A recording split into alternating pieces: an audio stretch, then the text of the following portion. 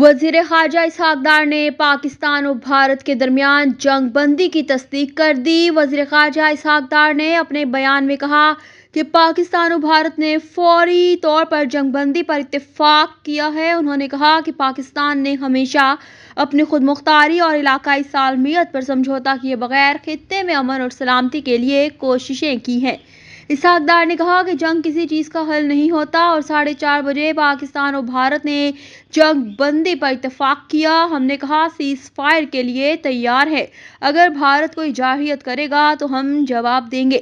انہوں نے کہا کہ جن ممالک نے سیز فائر میں حصہ ڈالا ان کا مشکور ہوں۔ سارا دن سفارتی کوششیں چل رہی تھیں جس کے بعد اب سیز فائر پر اتفاق ہوا ہے۔